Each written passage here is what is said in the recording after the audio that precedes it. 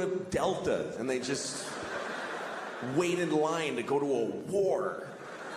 And they always fly coach. I've never seen a soldier in first class in my life. It could be a full bird colonel. He's between two fat guys in coach. And they're always nice. I've never seen a soldier get on a plane like, hey, I'm in the army. Fuck you. I have a gun. They're always like, oh, yes, sir. Thank you very much, ma'am. It's like having an extra flight attendant. They help everybody put their shit up. They're awesome. And every time that I see a soldier on a plane, I always think, you know what? I should give him my seat. It would be the right thing to do. It would be easy to do, and it would mean a lot to him. I could go up to him, hey, son. I get to call him son. Hey, son, go ahead and take my seat. Because I'm in first class, why? For being a professional asshole. I'm in first class because I talk about babies with big dicks. That's what got me my seat.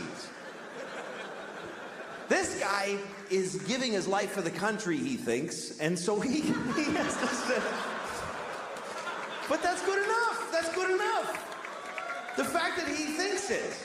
I'm serious. He's fucking told by everybody in his life system that that's a great thing to do, and he's doing it. And it's scary, but he's doing it, and he's sitting in this shitty seat, and I should trade with him. I never have. Let me make that clear. I've never done it once. I've had so many opportunities. I never even really seriously came close. And here's the worst part. I still just enjoyed the fantasy for myself to enjoy. I was actually proud of myself for having thought of it. I was proud. Oh, I am such a sweet man. That is so nice of me to think of doing that and then totally never do it. At least you should be good just to the people, just turn a good face to the people that you see in life. I don't do that either. Because when I get in the elevator in my building, that's my first contact with human beings always, after being home and just being disgusting for hours. Then I come out in the elevator, and there's always a guy in my elevator who's nice, and I hate it. I get really upset when people say nice things to me. That's not a good impulse. I get in the elevator, and there's always this one guy who he sticks his face right in the front of his fucking head, and he just floats it out there like a big balloon, you know? Hey, how's it going? I get upset, I get cagey, I get this weird impulse that I want to come on his face. I don't know why that's the thing, but that's what I think about, is that I wish I could just secrete cum without the sexual workup, like, as a defense, you know, like a squid or a skunk. Not sexually, I mean aggressively. Hi. Jesus, man. You just came in my eye. I just want to go downstairs. I don't want to talk.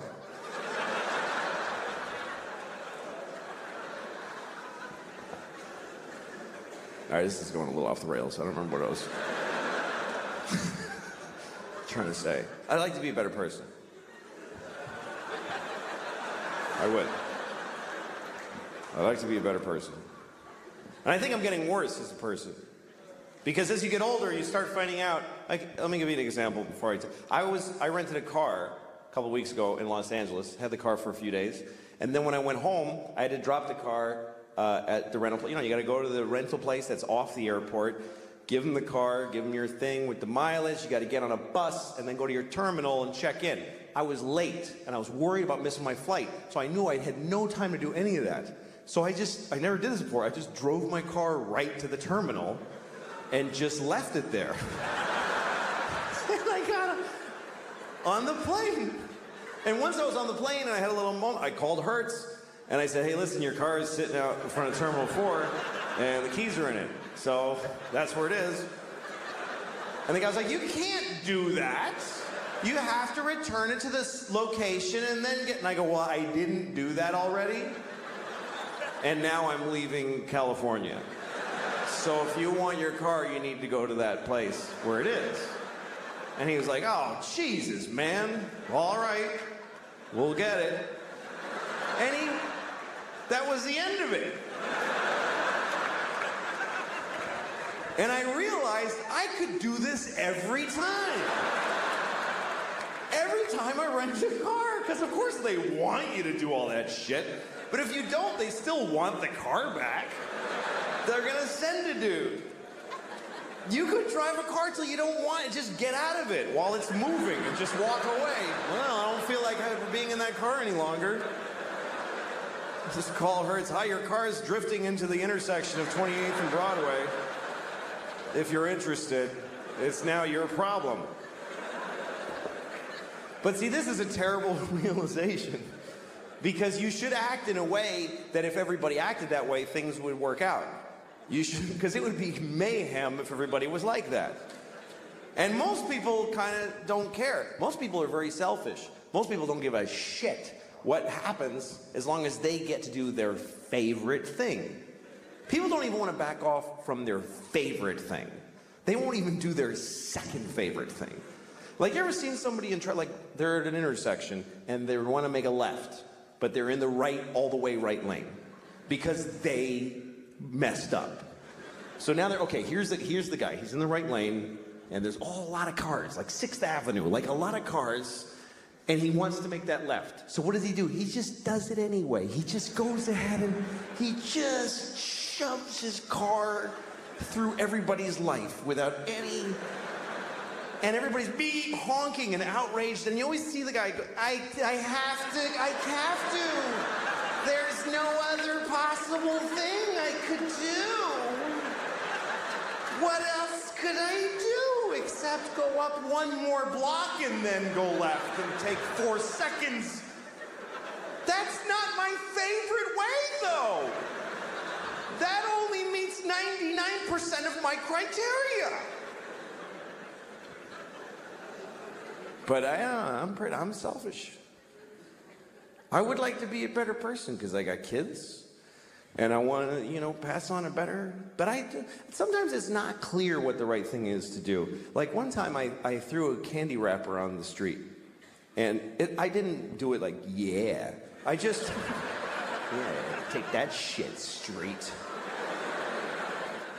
I did it because I was, like shaking. I wanted the candy.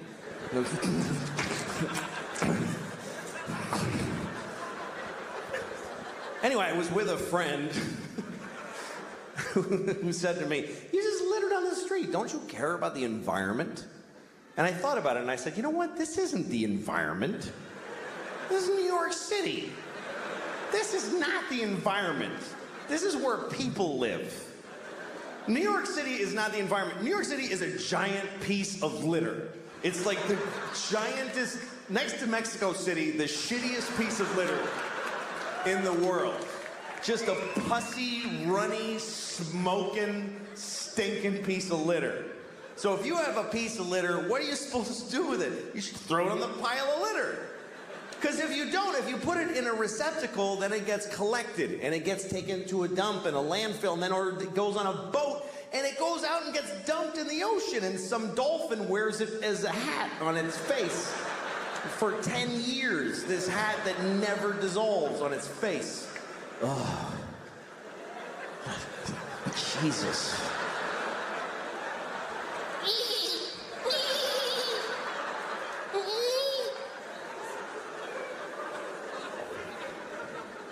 I mean, everything that we introduce to the world is shitty. Meaning white people. Because I really think that white people are from like another planet. Because when we came to America, it was so nice. It was just Indians. And they weren't even Indians. We called them that by accident. And we still call them that. Like we knew in a month that it wasn't Indians, but we just don't give a shit. We never correct it.